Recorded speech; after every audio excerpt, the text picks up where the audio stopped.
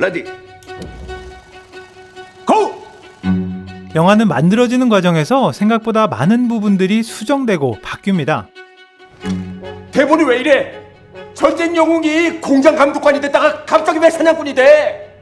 때로는 영화의 결말이 완전히 뒤집어지기도 하는데요. 이게 진짜 가능해요? 예? 오늘은 우리가 알고 있는 것과는 다른 명작 영화들의 원래 엔딩을 알아봅니다.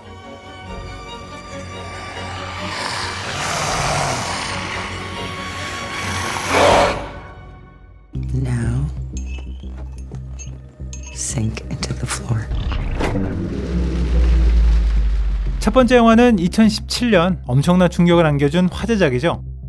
겟아웃입니다. 흑인 남자친구가 백인 여자친구 집에 초대받으면서 벌어지는 엄청난 반전에 대한 이야기인데요. 복잡한 줄거리지만 간단하게 요약해보면 이렇습니다. 주인공 크리스는 여자친구 로지의 집에 초대를 받게 됩니다. 단란한 가족인 줄만 알았는데 집안 곳곳에서 이상한 일들이 일어나고 크리스 몰래 뒷마당에서는 크리스의 경매가 붙여지는데요. 사실 이 가족은 오래전부터 납치한 흑인들에게 백인들의 뇌 이식 수술을 시키고 생명을 연장시켜주던 일을 해왔던 겁니다. 딸이 먹잇감을 꼬셔서 집으로 데려오면 엄마가 최면을 걸고 동생이 간호사 역할, 아빠는 이식 수술을 담당했던 거죠. 영화의 마지막 장면은 이렇습니다. 가까스로 집을 빠져나온 주인공이 총에 맞은 여친의 목을 조르다가 경찰차가 도착합니다. 알고 보니 경찰이 아닌 경찰차를 타고 온 친구여서 둘은 무사히 이곳을 빠져나가게 되죠.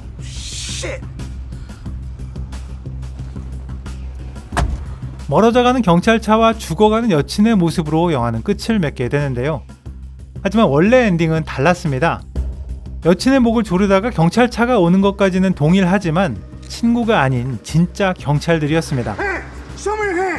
주인공이 체포되면서 영화는 갑자기 암전으로 바뀌고 6개월의 시간이 흘러서 주인공은 유치장에 있습니다. 그를 찾아온 절친과 연회장에서 통화하는 모습으로 마무리되는데요. 감독의 코멘터리에 따르면 흑인 피해자보다는 백인 가해자의 손을 들어주는 지금의 사회를 적나라하게 보여주기 위해서 원래 엔딩을 이렇게 촬영했다고 합니다.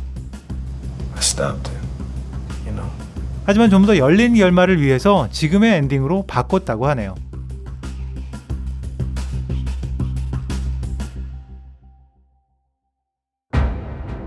두 번째는 1991년 터미네이터 2입니다.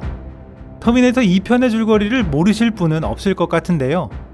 존 코너를 지키기 위해 미래에서 온 터미네이터 T800과 그를 죽이려고 온 T1000의 결투가 끝나고 미래의 모든 흔적을 없애기 위해서 T800은 스스로 용광로에 들어갑니다.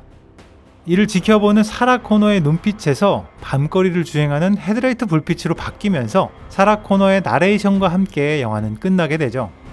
하지만 원래 엔딩은 달랐습니다. 용광로에 들어가는 T800을 바라보던 사라 코너의 얼굴에서 화창한 날의 놀이터로 화면이 바뀌는데요. 이날은 원래 핵전쟁으로 인류가 멸망을 맞이했던 1997년 8월 29일입니다. 이 놀이터는 영화의 중간에 사라 코너의 악몽에서 핵폭탄이 터졌던 바로 그 장소죠. 미래의 모든 흔적이 사라지면서 미래가 바뀌게 되어서 심판의 날은 오지 않았고 존 코너는 반군의 지도자가 아닌 평범한 아빠로 딸의 그네를 밀어주고 있습니다. 손녀와 함께 행복한 할머니로 남게 된 사라 코너의 모습으로 영화가 마무리되는데요. 사실 이 결말은 영화의 본편과는 사뭇 다른 느낌의 조금 과한 해피엔딩이 아닐까 싶습니다. 그래서 아마도 다음 편을 위해서라도 아직은 뭔가 더 일어날 수도 있다는 조금 어두운 결말을 최종으로 선택한 게 아닐까 싶습니다. A Terminator can learn the value of human life. Maybe we can too.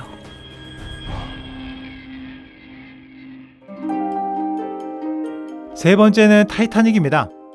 타이타닉 침몰 속에 로맨스를 녹여낸 3시간이 넘는 대작 영화였는데요. 이 영화는 현재 시점에서 타이타닉호의 유물을 탐사하는 모습으로 시작합니다. 이곳에 엄청난 값어치를 가진 대양의 심장이라는 다이아몬드가 있고 이를 찾는 과정에서 그림이 한 장 발견되면서 이제는 할머니가 된 그림의 주인공 로즈가 탐사선으로 오게 되는데요. 실질적인 영화의 내용이 이 로즈의 회상이었던 거죠. 영화의 마지막에 자신의 이야기를 다 마친 로즈는 조용히 탐사선 뒤편으로 가서 그동안 간직하고 있었던 다이아몬드를 바다에 빠뜨리면서 영화가 끝나게 됩니다. 하지만 영화의 원래 엔딩은 이 마지막 부분이 훨씬 길었습니다. 탐사선 난간에 올라간 로즈를 보고 탐사선 대원들은 그녀가 자살을 하려는 줄 알고 놀라서 달려옵니다. 그리고 로즈가 다이아몬드를 그동안 간직하고 있었다는 걸 알게 되죠. 로즈는 다이아몬드 없이도 자기 스스로 인생을 개척해왔고 당신들도 이 다이아몬드 없이 잘 될 거라는 일장 설교를 늘어놓습니다. 하지만 미련을 버릴 수 없었던 선장은 마지막으로 다이아몬드를 손으로 한번 잡아보고 나서야 떠나보내게 되는데요. 결말 자체가 달라지진 않았지만 왠지 좀 쓸데없는 느낌이 드는 엔딩인 것 같습니다. 그런데 잘 생각해보면 로즈가 다이아몬드의 실질적인 소유주이기 때문에 선장은 이 다이아몬드를 강제로 뺏을 수는 없습니다. 그렇다면 사실 로즈가 이 다이아를 바다에 던지길 기다렸다가 재빨리 바다에 들어가서 이걸 주워오면 되지 않았을까요? 그랬다면 이 영화의 감동은 완전히 사라져버렸겠죠.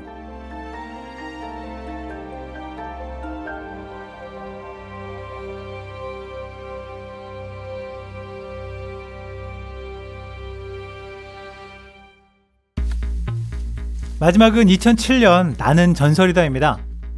앞서 보여드린 3편의 영화와는 달리 이 영화는 2가지 버전의 엔딩이 모두 감독판 DVD에 정식으로 포함되어 있는데요.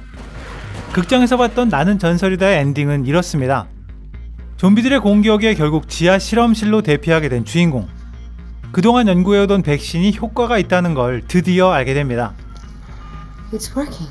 하지만 몰려드는 좀비를 더 이상 막을 수 없게 되고 좀비의 대장이 부순 방어벽은 나비 모양의 무늬를 남기는데요. 이때 애나의 목에 있는 나비 문신을 발견하고 그녀가 백신을 전달하기 위해 이곳에 온 운명이었다는 걸 깨닫게 됩니다.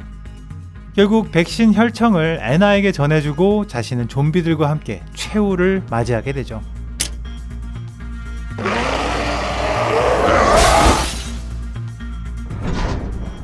애나는 안전한 피난처에 도착해서 이 혈청을 전달하고 이 백신을 개발하고 죽음으로 지켰던 주인공은 전설로 남게 됩니다.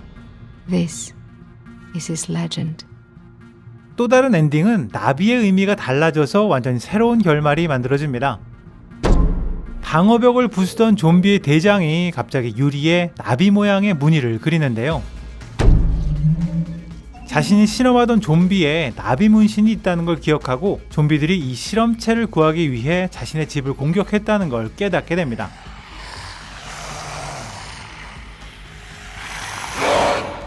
실험체를 돌려주자 좀비들은 더 이상 공격 없이 그 자리를 떠나고 네빌과 애나는 차를 타고 다른 생존자들을 찾아 길을 떠나면서 영화는 끝이 나게 됩니다.